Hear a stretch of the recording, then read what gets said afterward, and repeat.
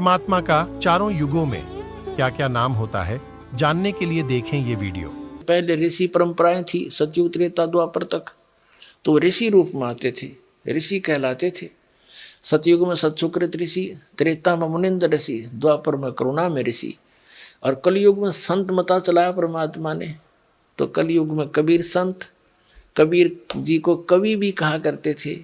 ऋग्वेद मंडल number 9 सूक्त number 96 96 के मंत्र 16 से 20 तक की समस्या हल कर रखी है, स्पष्ट कर रखा है कि हे परमात्मा आप अपना गुप्त जो नाम है रहस्य वाला वो बताओ। तो 17वें श्लोक में बताया है कि वो कबीर देव है उसका नाम, और कवियों की तरह आचरण करता है।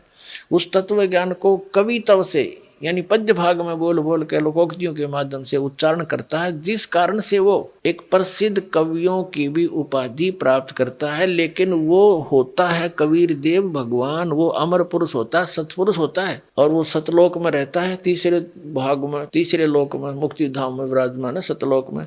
वहां से गति करके आता है। वही परमात्मा ऊपर से, सतलोक से ऊपर चौथा लोक है, उसमें भी विराजमान है, और जहां से सब की उत्पत्ति हुई है वो मूल स्थान है अकह लोक। और वो परमात्मा ऐसे आता है जैसे मनुष्य सुंदर शरीर धारण कर लेता है, ऐसे मनुष्य जैसा शरीर यानी वस्त्र धारण कर लेता है, ऐसे वो परमात्मा अन्य रूप बना करके यहाँ आता है।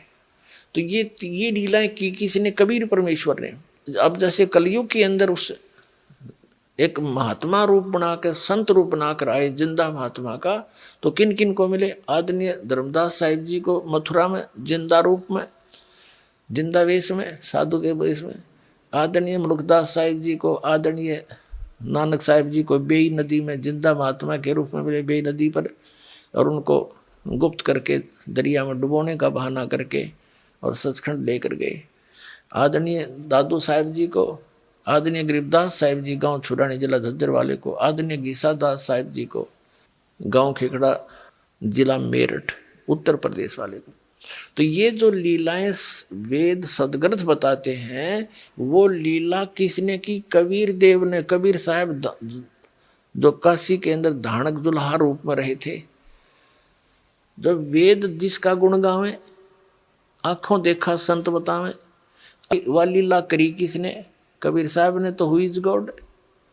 कबीर जुल्हा धानक, कबीर इज गॉड, वो कबीर परमात्मा है।